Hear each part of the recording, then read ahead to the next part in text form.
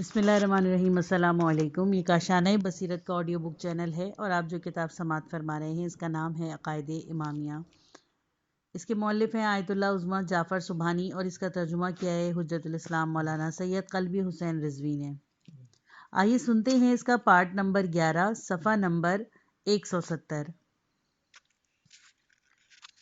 معاشرے میں شراب نوشی اور جوا بازی رائج تھی اور آپ صلی اللہ علیہ وآلہ وسلم نے ان کاموں کو شیطانی کردار کہہ کر ان سے اجتناب کو واجب قرار دیا۔ دعوت و تبلیغ کے وسائل۔ پیغمبر اسلام صلی اللہ علیہ وآلہ وسلم نے اپنی دعوت کے سلسلے میں جن وسائل سے کام لیا وہ بالکل انسانی و اخلاقی تھے۔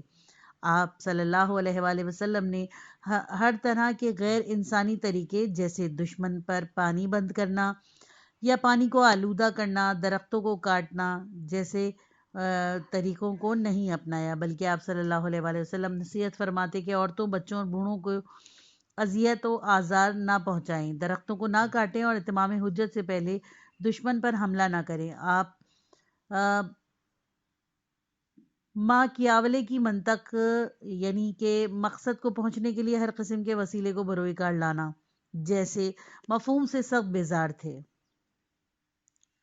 نمونے کے طور پر جنگ خیبر میں دشمن کو پانی مسموم کر کے شکست دینے کی ایک یہودی کی تجویز کو آپ نے ہرگز قبول نہ کیا۔ آپ صلی اللہ علیہ وآلہ وسلم کی زندگی تاریخ کے دشمنوں کے ساتھ آپ صلی اللہ علیہ وآلہ وسلم کے کریمانہ برتاؤ کے قصوں سے بھری پڑی ہے۔ آپ صلی اللہ علیہ وآلہ وسلم کی پیروی کرنے والوں کی صفات و کردار۔ پیغمبر اسلام صلی اللہ علیہ وآلہ وسلم پر ایمان لانے والوں کے حالات اور افکار، ان کے کردار کا مشاہدہ آپ صلی اللہ علیہ وآلہ وسلم کی حق گوئی کا اندازہ کیا جا سکتا ہے۔ ظاہر ہے کہ اگر کسی کی دعوت معاشرے کی ممتاز شخصیتوں پر مؤثر ثابت ہو جائے تو یہ دعوت کرنے والے کے صداقت و حقانیت کی علامت ہے، لیکن اگر اس کے ارد گرد دنیا پرست جمع ہو جائیں تو یہ اس کے دعوے کی کمزوری ہوگی۔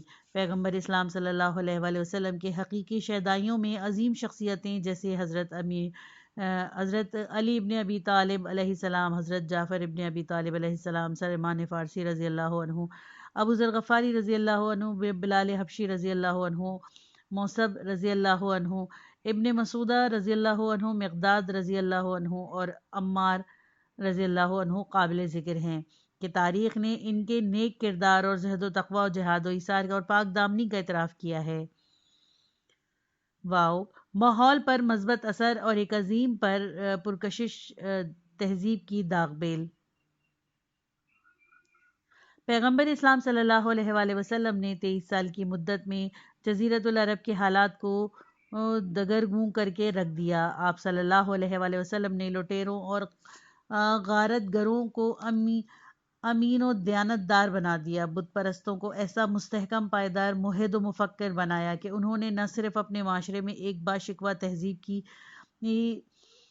داغ بیل ڈالی بلکہ ایک بے نظیر اسلامی تہذیب کو دنیا کے دوسرے علاقوں میں بھی پھیلایا۔ صدر اسلام کے عظیم مسلمان جناب جعفر بن ابی طالب علیہ السلام نے اس امر کی تائید کرتے ہوئے حبشہ کے بادشاہ کے سوال کے جواب میں اس طرح فرمایا: اے حاکم، خدا نے ہمارے درمیان ایک ایسے پیغمبر کو مبعوث کیا ہے کہ جس نے ہمیں بت پرستی اور جوا بازی سے نجات دے کر نماز، زکوٰۃ، انصاف، نیکی اور اپنے عزیزاء و اقرباء کی مدد کی طرف دعوت دی اور ظلم و ستم اور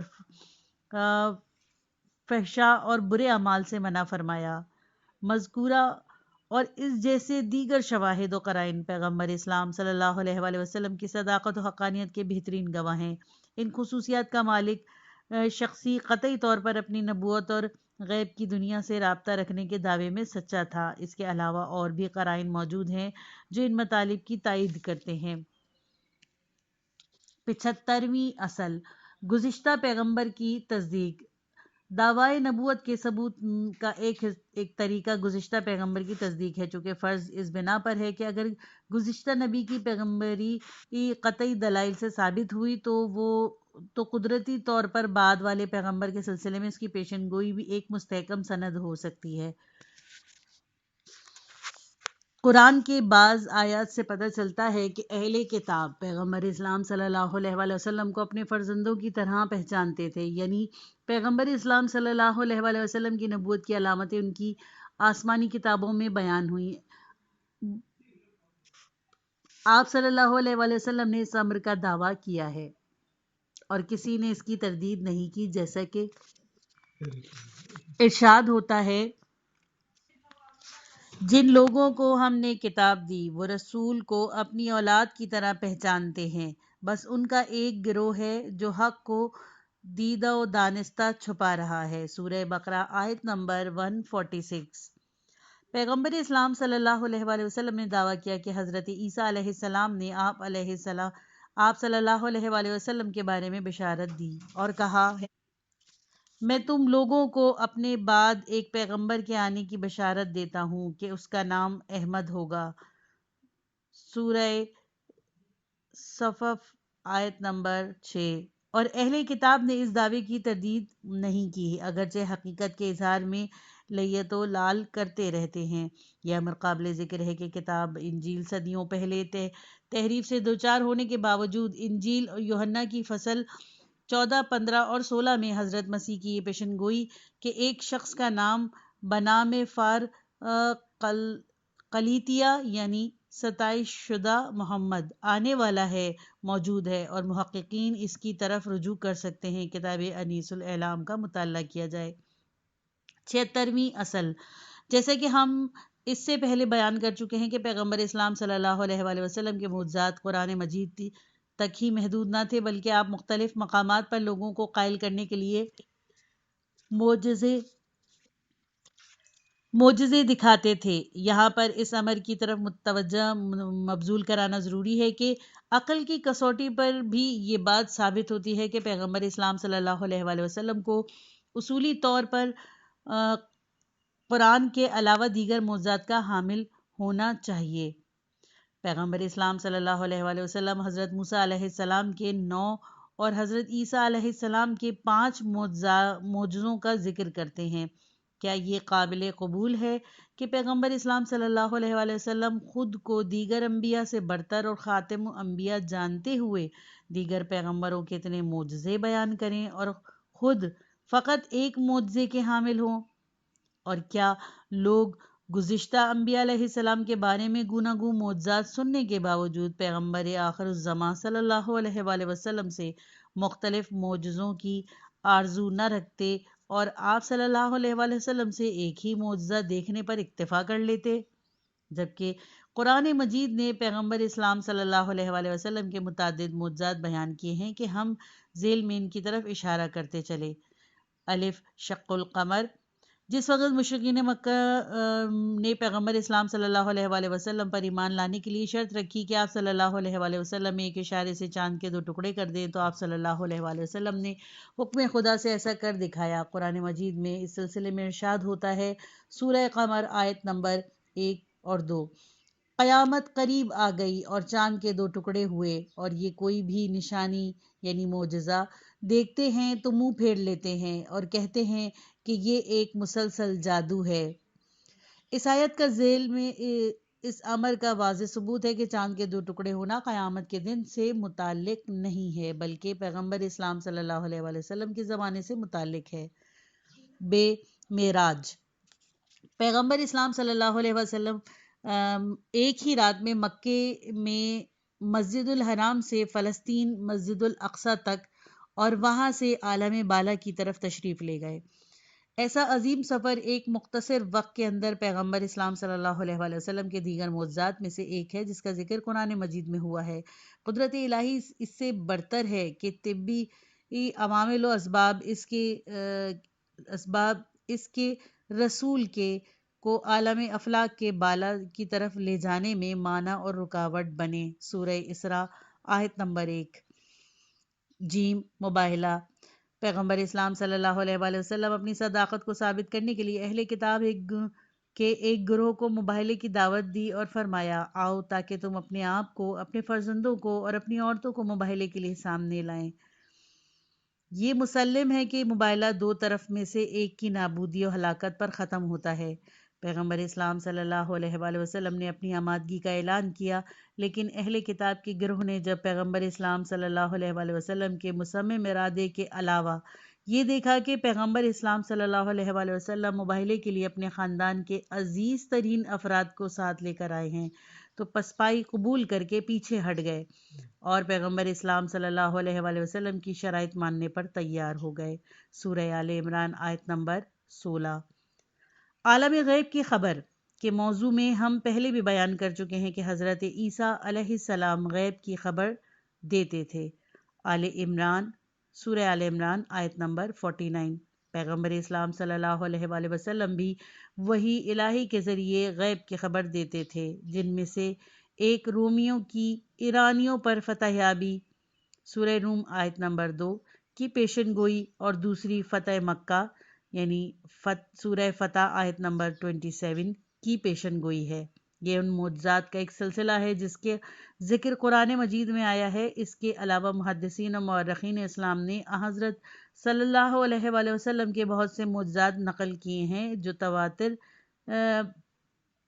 کی حد تک پہنچے ہیں۔ پیغمبر اسلام صلی اللہ علیہ وآلہ وسلم کی نبوت کی خصوصیات۔ پیغمبر اسلام صلی اللہ علیہ وآلہ وسلم کی نبوت چند خصوصیات کی حامل ہے۔ ان میں سے 4 چیزیں اہم ہیں جن پر ہم آئندہ 3 اصولوں میں بحث کریں گے۔ 77ویں اصل، پیغمبر اسلام صلی اللہ علیہ وآلہ وسلم کی دعوت اور آپ صلی اللہ علیہ وآلہ وسلم کا دین عالمی ہے اور کسی خاص قوم یا علاقے سے متعلق نہیں ہے، جیسے کہ فرمان الہی ہے سورہ سبا آیت نمبر 28۔ اور اے پیغمبر صلی اللہ علیہ وآلہ وسلم، ہم نے آپ کو تمام لوگوں کے لیے بشیر و نذیر بنا کر بھیجا، اور یہ اور بات ہے کہ اکثر لوگ اس حقیقت سے باخبر نہیں ہیں۔ مزید ارشاد ہوتا ہے سورہ انبیاء آیت نمبر 107، اور ہم نے آپ کو عالمین کے لیے صرف رحمت بنا کر بھیجا ہے۔ اس بنا پر ہم دیکھتے ہیں کہ آپ صلی اللہ علیہ وآلہ وسلم اپنی دعوت کے دوران کلمہ الناس کا استعمال فرماتے ہیں، جیسے کہ ارشاد ہوا ہے سورہ نساء آیت نمبر 170۔ اے انسانوں، تمہارے پاس پروردگار کی طرف سے حق لے کر رسول آ گیا ہے، لہٰذا اس پر ایمان لے آؤ، اس میں تمہاری بھلائی ہے۔ لیکن جب حضرت صلی اللہ علیہ وآلہ وسلم نے اپنی دعوت کا آغاز کیا تو طبعی طور پر یہ سلسلہ اپنے قبیلے کو ڈرانے سے شروع کیا تاکہ ان لوگوں کو ڈرائیں جن کے لیے آپ سے پہلے کوئی ڈرانے والا نہ آیا تھا۔ سورہ سجدہ آیت نمبر 3، تاکہ آپ اس قوم کو ڈرائیں جس کی طرف آپ سے پہلے کوئی ڈرانے والا رسول نہیں آیا ہے۔ لیکن اس کا یہ مطلب نہیں ہے کہ آپ صلی اللہ علیہ وآلہ وسلم کی رسالت کا دائرہ ایک خاص گروہ تک ہی محدود تھا۔ اسی لیے اکثر ہم دیکھتے ہیں کہ قرآن مجید جب ایک خاص گروہ کو دعوت دیتا ہے تو فوراً ہی اپنی دعوت کو ان تمام افراد کے لیے بھی حجت قرار دیتا ہے جن تک یہ دعوت پہنچ سکے۔ اس سلسلے میں ارشاد ہوتا ہے سورہ انعام آیت نمبر 19، اور میری طرف اس قرآن کی وحی کی گئی تاکہ اس کے ذریعے میں تمہیں اور جہاں تک یہ پیغام پہنچے سب کو ڈراؤں۔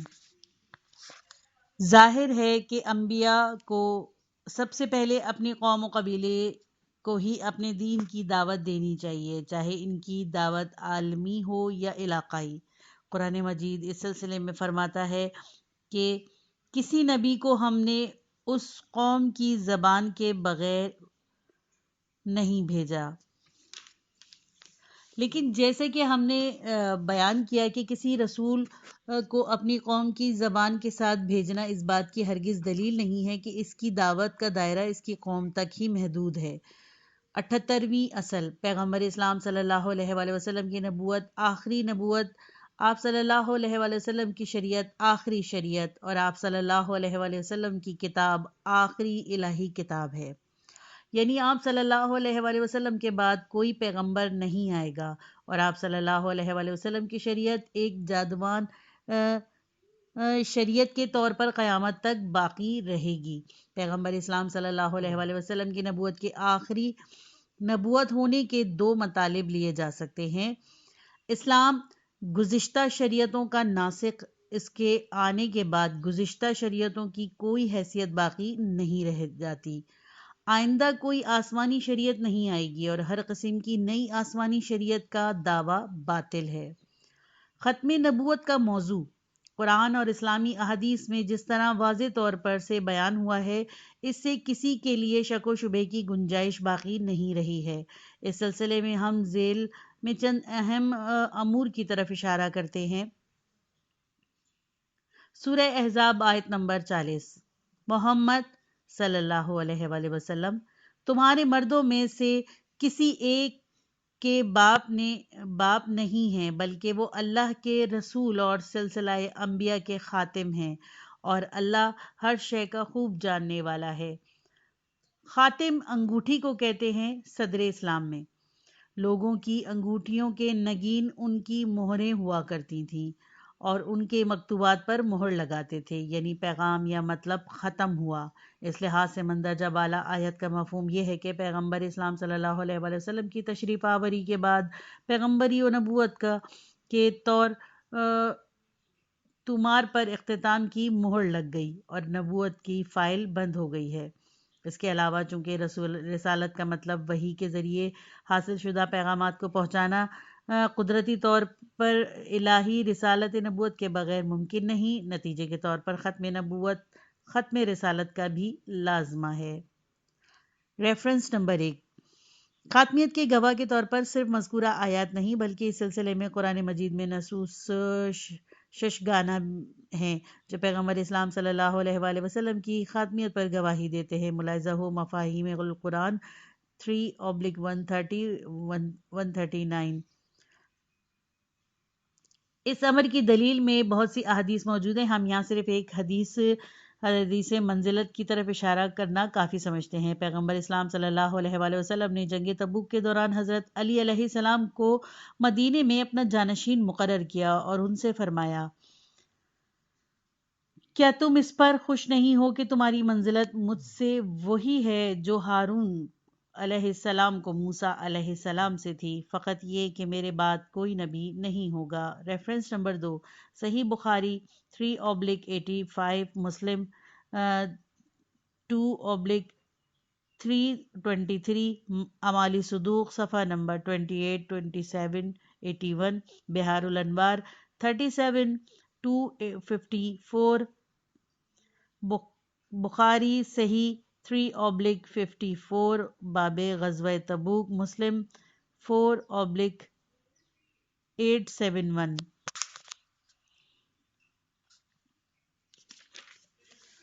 حدیث منزلت جو ایک متواتر حدیث ہے کے علاوہ ختم نبوت کے سلسلے میں بیان شدہ احادیث کا ایک مجموعہ ہے جو تواتر کی حیثیت رکھتا ہے۔ 79ویں اصل دین اسلام کے جادواں اور لافانی ہونے کا راز دو چیزوں میں مضمر ہے۔ الف شریعت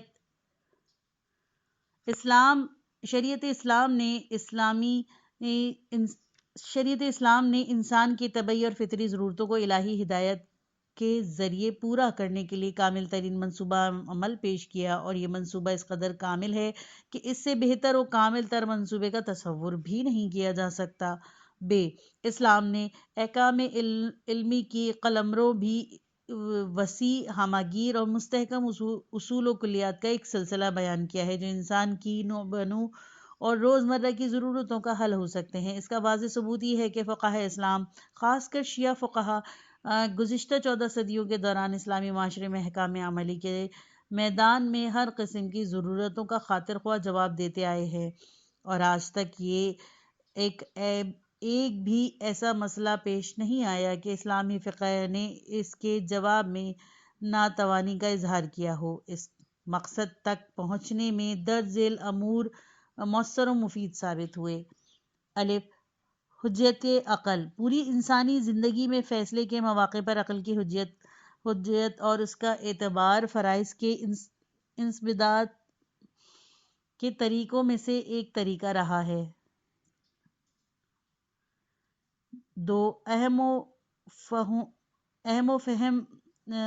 مہم میں اہم کا لحاظ رکھنا۔ ہم جانتے ہیں کہ احکام اسلام اشیاء کے واقعی اور ذاتی یا عرضی معیارات اور مصلحتوں اور فاسد کے ایک سلسلے کا نتیجہ ہے۔ ان احکام میں بعض کو عقل کے ذریعے حل کیا جاتا ہے اور بعض کو شرع بیان کرتی ہے۔ ان معیاروں کی شناخت کی بنیاد پر فقیہ ان کے باہمی تزاحم کی صورت میں اہم کو مہم پر ترجیح دے کر مشکل کو حل کر سکتا ہے۔ نمبر 3، باب اجتہاد کا کھلا ہونا۔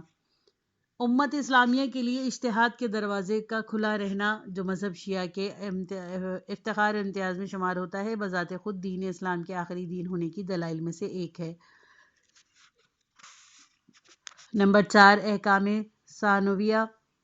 شریعت اسلام میں احکام اولیہ کے علاوہ احکام ثانویہ کا ایک سلسلہ بھی موجود ہے، جس سے بہت سے مسائل حل ہو سکتے ہیں۔ مثال کے طور پر ایسے مواقع پر کہ جہاں کسی مسئلے کے سلسلے میں حکم کا اطلاق افراد کے لیے اثر و حرج یا نقصان و ضر کا باعث بنے، تو فقہ میں بیان شدہ شرائط کے تحت یہ اصول یعنی کہ نفی حرج اور یا لا ضرار کا قاعدہ تعطل اور کوتاہی و دستی کو توڑنے میں شریعت کی تقویت بخش کر اس کی مدد کرتا ہے۔ قرآن مجید کا ارشاد ہے، سورہ حج آیت نمبر 78، اور دین میں کوئی زحمت نہیں قرار دی ہے۔ رسول اکرم صلی اللہ علیہ وآلہ وسلم نے بھی اعلان کیا ہے، لا ضرر ولا ضرار۔ یہ امر قابل توجہ ہے کہ جو مکتب مذکورہ 2 قاعدوں یا ایسے دیگر قواعد کا حامل ہو کہ اس کے پیروی اپنی زندگی میں ہرگز مشکل کا شکار نہیں ہوں گے۔ ختم نبوت کی تفصیلی بحث علم الکلام کی کتابوں میں ملاحظہ کی جا سکتی ہے۔ 80ویں اصل۔ شریعت اسلام کی خصوصیت میں سے ایک اس کا معتدل ہونا اور اس کے مفاہیم و احکام کو سمجھنے کی آسانی ہے، اور اس وجہ کو دنیا کے مختلف اقوام و ملتوں میں وسیع سطح پر اس دین کے پھیلاؤ کی اہم ترین اسباب میں شمار کیا جا سکتا ہے۔ اسلام خدا پرستی کے بارے میں ایک خالص اور واضح توحید کو بیان کرتا ہے، جو ہر قسم کے شبہ اور پیچیدگی سے پاک ہے۔ قرآن مجید کا صرف سورہ توحید اس دعوے کے ثبوت میں کافی ہے۔ انسان کے مقام و منزلت کے سلسلے میں یہ مقدس کتاب تقوی کو بنیاد قرار دیتی ہے، اور تقوی بذات خود تمام اخلاقی صفات کا احاطہ کرتا ہے۔ عملی احکام کے باب میں بھی مشاہدہ کرتے ہیں کہ اسلام ہر قسم کے اثر و حرج کی نفی کرتا ہے، اور پیغمبر اسلام صلی اللہ علیہ وآلہ وسلم نے خود کو ایک سہل و آسان شریعت کے لانے والا بتایا ہے۔ میں ایک سہل اور آسان شریعت لے کر آیا ہوں۔ بانصاف اور بے غرض مصنفوں حتیٰ غیر مسلم دانشوروں نے بھی اس حقیقت کا واضح طور پر اعتراف کیا ہے کہ دین اسلام کی جلدی پھیلنے کی وجہ اس کے احکام و تعلیم کا واضح طور پر مکمل اور ہمہ گیر ہونا تھی۔ ایک فرانسیسی دانشور ڈاکٹر گوستالو بون کہتا ہے، اسلام کی ترقی کا راز اس کے سہل و آسان ہونے میں مضمر ہے۔ اسلام ایسے امور سے پاک ہے جن کو عقل سلیم ماننے سے انکار کرتی ہے، لیکن دیگر ادیان میں اس قسم کے نمونے فراواں پائے جاتے ہیں۔ جتنا بھی غور کیا جائے، اسلام سے سادہ تر اصول کہیں نہیں ملیں گے۔ جیسا کہ اسلام کہتا ہے، اللہ ایک ہے، تمام لوگ اس کے سامنے مساوی ہیں، انسان چند فرائض دینی کو انجام دے کر معیشت اور سعادت کو پہنچتا ہے اور ان سے منہ پھیر کر جہنم میں چلا جاتا ہے۔ احکام الہی کے صاف و شفاف اور سادہ ہونے کی وجہ سے دین اسلام کو دنیا میں پھیلنے میں مدد ملی۔ اس سے اہم امر وہ قوی ایمان ہے جو اسلام نے دلوں میں ڈال دیا، ایسا ایمان جس سے کسی بھی قسم کا شبہ دلوں سے جدا کرنے کی طاقت نہیں رکھتا۔ اسلام جس طرح علمی میدان میں ایجادات و انکشاف کے سلسلے میں تمام ادیان کے مقابلے میں مناسب نرم و لطیف ہے، اس طرح لوگوں کو درگزر کرنے کی ترغیب دینے میں بھی ایک ایسا عظیم دین ہے جو انسان کی تہذیب نفس کرتا ہے اور اخلاق کو سنوارتا ہے۔ تمدن اور مغرب تمدن اور مغرب تالیف ڈاکٹر گستولو بون فرانسیسی، صفحہ نمبر 14 اور 143۔ 81ویں اصل، گزشتہ انبیاء جو آسمانی کتابیں لے کر آئے تھے، افسوس ان کے بعد ان کتابوں میں ہٹ دھرموں اور خود غرضوں کے ہاتھوں تجریحاً تحریف ہوئی۔ اس بات کی گواہی قرآن مجید کے علاوہ تاریخ بھی دیتی ہے۔ اس کے علاوہ خود ان کتابوں کا مطالعہ اور ان کے مطالب میں غور و فکر کرنے سے بھی یہ حقیقت روشن ہو جاتی ہے، کیونکہ ان کتابوں میں کچھ ایسے مطالب کا سلسلہ داخل ہو گیا کہ وحی الہی کی طرف سے ہرگز ان کی تائید نہیں ہو سکتی۔ اس کے علاوہ موجودہ انجیل اکثر حضرت عیسیٰ علیہ السلام کی سوانح حیات کی صورت میں ہے کہ ان میں ان کو سولی پر چڑھانے کی وضاحت کی گئی، لیکن گزشتہ انبیاء علیہ السلام کی کتابوں میں واضح تحریفات کے باوجود قرآن مجید ہر قسم کی کمی یا زیادتی سے محفوظ رہا ہے۔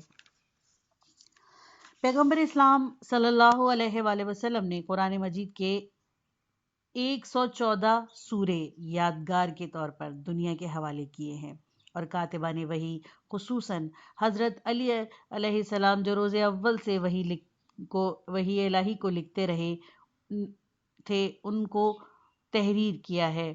خوش قسمتی سے 15 صدیاں گزرنے کے باوجود قرآن کی آیت اور سوروں میں سے نہ کوئی چیز کم ہوئی ہے اور نہ اس میں کسی چیز کا اضافہ ہوا۔ یہاں پر ہم عدم تحریف قرآن کے سلسلے میں کچھ دلائل و اسباب کی طرف اشارہ کرتے ہیں۔ نمبر 1، یہ کس طرح ممکن ہے کہ قرآن مجید میں تحریف واقع ہو جائے گی جبکہ خداوند کریم نے خود اس کی حفاظت کرنے کی ضمانت لی ہے؟ ارشاد ہوتا ہے سورہ ہجر آیت نمبر 9، ہم نے ہی اس قرآن کو نازل کیا اور ہم ہی اس کی حفاظت کرنے والے ہیں۔ نمبر 2، خداوند متعال نے قرآن مجید میں ہر قسم کے باطل کو داخل ہونے کی تردید کی ہے۔ ارشاد ہوتا ہے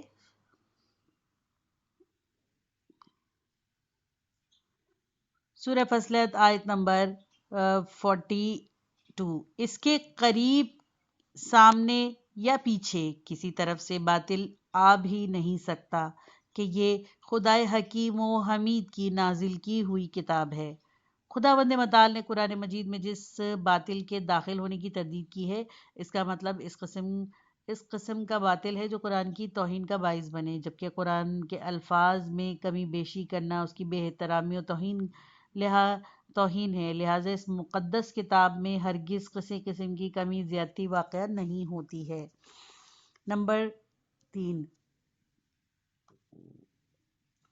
تاریخ گواہ ہے کہ مسلمان قرآن کی تعلیم اور اس کو حفظ کرنے میں انتہائی دلچسپی دکھاتے ہیں۔ پیغمبر اسلام صلی اللہ علیہ وآلہ وسلم کے زمانے میں عربوں کے درمیان ایسے قوی حافظ موجود تھے جو صرف ایک بار طولانی خطبہ سننے کے بعد اسے یاد کر لیتے۔ اس لیے یہ کیسے ممکن ہے کہ اتنے قاریوں کے ہوتے ہوئے قرآن مجید میں کسی قسم کی تحریف ہو؟ نمبر 4، اس میں شک نہیں کہ امیر المومنین حضرت علی علیہ السلام چند مسائل میں خلفاء سے اختلاف نظر رکھتے تھے اور اپنی مخالفت کو مختلف مواقع پر منطقی طور پر اسے ظاہر بھی کرتے تھے، جس کا ایک نمونہ خطبہ شقیقیہ ہے اور ان کے دفاعیات ہیں۔ اس کے باوجود ہم دیکھتے ہیں کہ آپ علیہ السلام نے اپنی پوری زندگی میں ایک حرف بھی تحریف قرآن کے بارے میں نہیں فرمایا ہے۔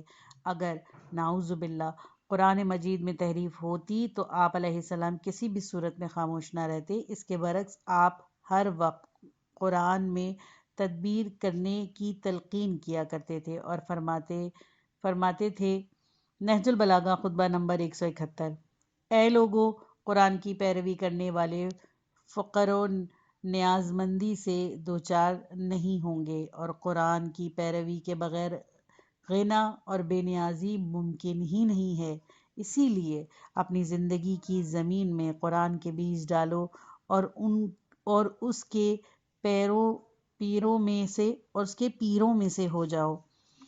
مذکورہ اور ان کے علاوہ دیگر دلائل کی بنا پر شیعہ امامیہ کے بلند پایہ علماء نے نے اہل بیت اطہار علیہ السلام کی پیروی کرتے ہوئے قدیم زمانے سے آج تک قرآن مجید کی تحریف سے محفوظ ہونے کی حقیقت کی تاکید کی ہے۔ ان میں سے درج ذیل